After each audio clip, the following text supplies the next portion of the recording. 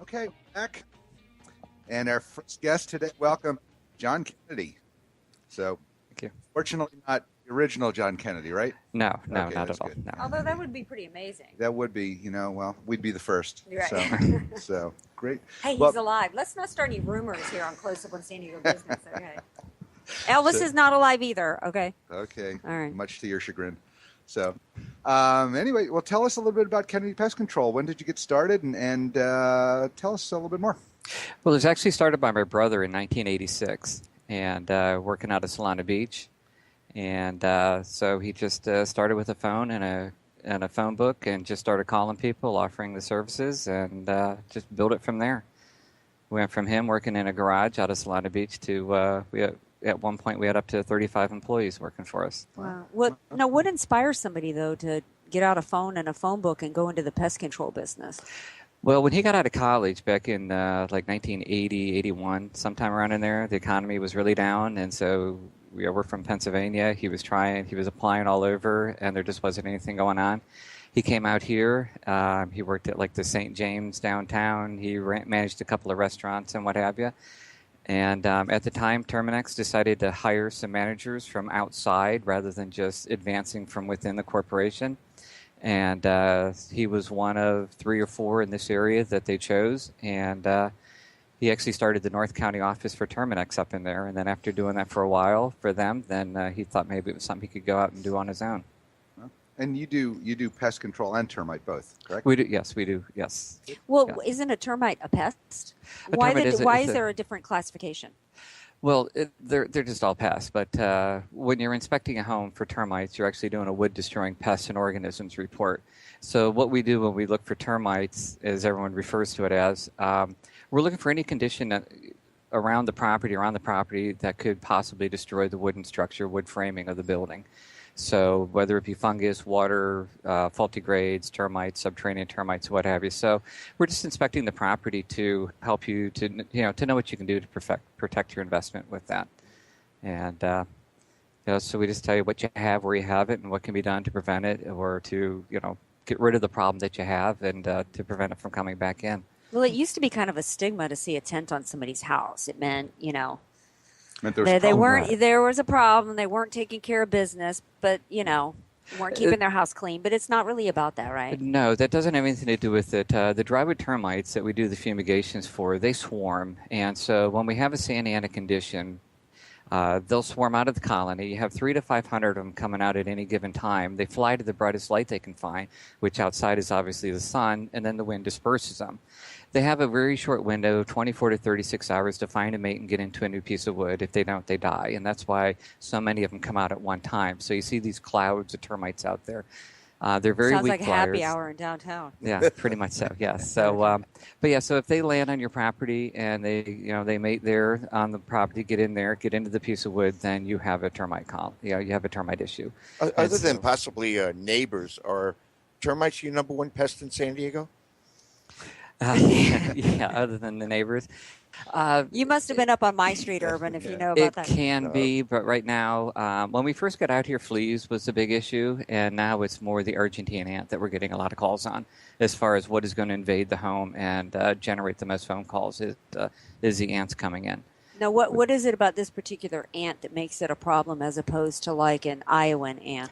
Well, they go to a lot of they need a lot of water, so anywhere where it's irrigated, they're going to come in. And if you have 2 colonies come together, they will join together for the common good of a larger colony. And so that's how they just get out of control so quickly. Is if you had 2 beehives, by your front door, the dominant nest would drive the weaker nest out. And so, but the Argentine ant won't do that. They will just work together for the common good of a larger nest. Sounds like a family business. Right. It can be, yes. Yes, they just keep building on and building on as they go, yes. So tell us, why did you get into the business with your brother? I didn't want to go back east.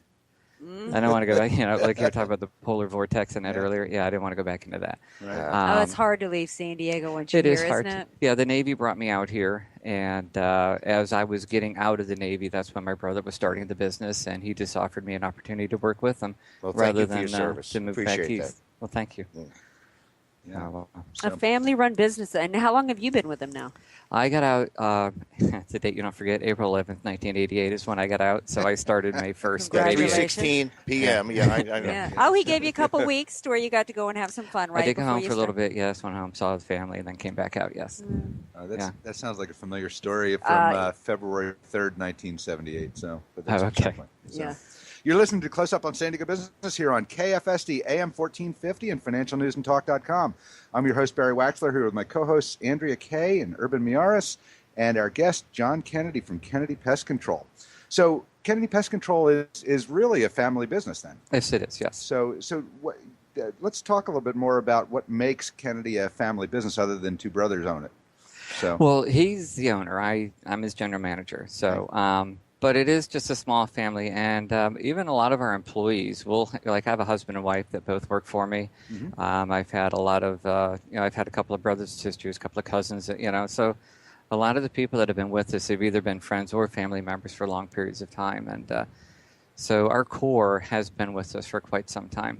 Well, maybe that's why your service is so good, because I invited you to come on the show because I'd heard great things about your company and the service that you guys provide. And I think that that's something that we see a lot of times with family-run businesses, and attention to detail, everybody on the team working together and really caring about, doing a good job for the company. Well, yes, because if you don't, did you ever draw a blank? Yeah. Yeah. It happens every Thursday Well, between there 1 you and go. 2. when there's a family involved, it's more than just a job. It is. Yeah, It definitely is that. And also, if you're going to tell somebody that you're going to do something for them, then that's what you're going to do for them. And you just get out there and you take care of it. And then, of course, if a problem does arise, then you know that you can call in and talk to me about it to get it resolved. And you're not, let me put you You're through not calling to an 800 number back in Omaha, Nebraska. right, and getting, yeah. going through all the prompts and all of that. It doesn't take long to get to either myself or, the owner of the company to solve a problem if something comes up. So, you're going to get that personalized type service. So you from really us. are a local company. That's great. We are, yes, we are, yes. Now, we were talking before the show, excuse me, Urban, about the myths about orange oil, the different types of treatments for the termites. I'd like you to dispel the myths about some of the termite treatments. Well, the difference between the orange oil and the pyrethrum is there really isn't, except for the cost. The orange oil is just more expensive to produce. But it is all sounds is. really great. It sounds great, and they both were developed back in the 50s. They both came out at the same time. The farmers down in Florida, they realized that when they put their oranges through the centrifuges to get out the orange juice, that the byproduct of that coming out of the peel itself was an oil that was a natural insecticide. And then they would just use it personally on their farms. But the problem was that it didn't have a real long residual value. So if you have an issue with an insect getting into something, it will knock it down. It has a very, very fast kill. And, but it just wasn't commercially available at the time. And so the pyrethrum, which comes from the African chrysanthemum, they were able to actually make a synthetic of that. And also to extend the residual value. When you have a pyrethrum or an orange oil, you have a residual value of about 15 to 20 minutes.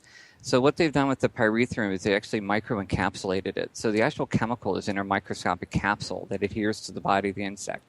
So what you're trying to do, and so that's what gives it its residual value.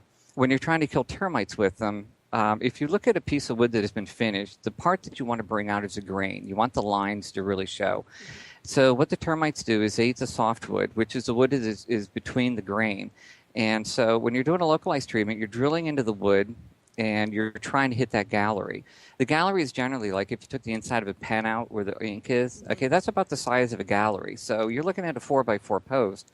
You know where the kick-out hole is because that's where your evidence is. So you drill in through there and you're just injecting it under pressure.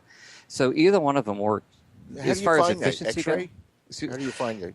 now, what you do is they have tunnels. When you have tunnel, you have dirt. In this case, the dirt is either the frass or the fecal matter. And so they kick that out, and you look to see where that came from. When you see the fecal matter on the ground, the larger the scatter pattern, the further it's fallen from. So if it's a real large pattern, you're looking up higher. If it's a smaller pattern, obviously you're looking lower. So they will actually come to the edge of the wood. They create a kick-out hole, and then they'll take some of the remaining fecal matter, some of the wood left behind, and the saliva, and make a paste and make a plug, and they'll plug that hole. They patch their own holes? They will plug that hole, yes. Trying to cover up the evidence? Well, they don't have any pigmentation to their bodies, and so if their colony is breached, if you were to break into that, they all start tapping their heads as a warning that there is something trying to invade in there, and so they will block that part of the gallery off. That's crazy to me. Since they can't survive in the outside atmosphere, they do create that plug to keep the outside, and they stay inside the wood. Who did this research on the brains of termites? Seems like they're awful smart to me. Yeah, I know. Seems like they gotta be awful small. Who was the guy who sat and spent a lot of time with a termite? Without the termites, they help with the breaking down decaying matter. We wouldn't get rid of the decaying matter here. They're actually like number 2 in weight on the world. Humans are number 1, termites are number 2. Huh. And so there's that many of them out there. It's just... So you're located all over San Diego City and County? We're mostly up in North County, but as far as the termite goes, we go from the border up into Riverside County for that. Some of the pests we do is South Riverside County and all over San Diego County. Right, and you have a unique part of your business where you get a lot of business from escrow companies, correct? We do a lot of, from the real estate agents and then to close the escrows, yes. It was a part of the contract there for a while, but it has been eliminated. Now it's the lender that's requiring that an escrow inspection be performed, and that the Section 1, Section 2 items be cleared for that. Mm-hmm. And so that's what we do. We go out and we inspect for the escrow sales. Mm-hmm. So that's a really important service for somebody buying a home, to know what the situation is, right? Right. Even though we're inspecting for the seller, we're really protecting the buyer from, we're letting the buyer know what you're getting yourselves into. Mm-hmm. And but if you're not selling your home, or how often should you get an inspection? You should get it done every second or third year. You should really get it done every 2 to 3 years, and don't go more than 5 years without an inspection. And most everybody out there now is offering a free inspection. So like these annual agreements where you can pay 10% of the cost of the fumigation for 20 years to get a free inspection on a yearly basis. It doesn't really benefit you to do that in the long run if you run the numbers out. So if you just get it done every 2 or 3 years and just be aware of what you have, because it's a very slow process with the termites anyway. Right. So they don't, I try to tell people, if you're watching Looney Tunes too much, the termite hits the property, boom, it's gone. It doesn't happen that way. Yeah. It actually takes quite a while for the termites to, a typical 8-foot 2x4 stud to take them 12 to 15 years to eat. It's not as bad as people want you to believe. Now, I live hillside, and we've got all kinds of varmints up on Mount Soledad where I live, from raccoons. And how often do y'all get calls from people that are complaining about other types of, their idea of a pest is something like a raccoon or possums and different types, and they want you to come and deal with it? Right, we do take care of that also. A couple of things. Oh, yes. I got a family of them by my house. Well, if you can get rid of them with mothballs, actually. They don't like the smell. Anything that uses their nose to find their food source doesn't like mothballs and ammonia and things along those lines. So your trash cans, if you were to spray ammonia in there after they get dumped, especially all the wet stuff, rinse it out in the summertime, don't let it get real hot. You can... A lot of times, if you have a lot of raccoon issues, you have a lot of grubs in your yard, and they're actually digging up your yard to get to the grubs. So if you use some sort of pesticide to get rid of the grubs. I hope I don't have grubs. You can get rid of that. Well, that's just larvae from another insect. So okay. Yeah, it might come out as a beetle, might come out as a butterfly. Yeah. So, that's usually what they're looking for. Any crazy stories that have happened? You must have encountered some crazy stuff when you have gone to tent a house, or... You do deal with run varmints. Into a lot of. Well, I was training a guy. I was in an attic in Carlsbad, and I had a raccoon with 3 or 4 babies up in there, and I told him to hold the light for me while I took a broom and just tried to push her towards the hole that she had created in the roof to get her out, to get the babies to follow. And as soon as she hissed, he ran. Oh, no. And so I was in the attic with, the upset raccoons and the lights. And so I hope you got some combat pay for that, John. Well, no.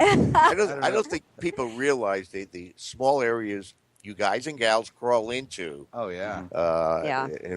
Unknown what's there. I mean, 18 inches must be or scary more. being blind. Yeah. Well, 18 inches or more the state makes you go. So you do get into some pretty into sub areas and things like that. Yes. Yeah. So before we go to break, let's let the listeners know how they get a hold of you. Phone number, email address, web address. Tell us. Okay. Well, our phone number at the office is 760-233-2055. And you can also reach us at kennedypest@aol.com, or just go onto the website Kennedy Pest, and So then you can find us there. KennedyPest.com, right? Yeah. Good. Yes. Good. Well, let's see. What else can we tell our listeners about Kennedy Pest Control? I can tell you this. Yeah. I've been around pest control companies for many years, having had partners in the pest control business. Mm-hmm. I don't think I've ever met anybody that was technically as astute as Mr. Kennedy here. So my hat's off to you, sir. Yeah. So- You guys know your business. Yeah, And you I do. know that from friends who have, and people that I know that has Yeah. used them. Well, thank you. So, Yeah. So, all right. Great. And I promise if we ever had you come to our house, I wouldn't abandon you Oh, with a that's- gang of raccoons. yeah, No, no, that's she'll, okay. she'll No, set her that's fine. pet raccoon off to the side and make sure she put it in the cage for you. Oh, So- yeah. So anyway, All right. you're listening to Close Up on San Diego Business, where we get up close and personal with homegrown San Diego businesses and the people that are working to make a difference in our community. This is financialnewsandtalk.com. I'm your host, Barry Waxler. We'll be right back after the break with more homegrown business Close Up. And we have Dennis Doucette from the law firm of Procopio, Corey, Hargraves, and Savage.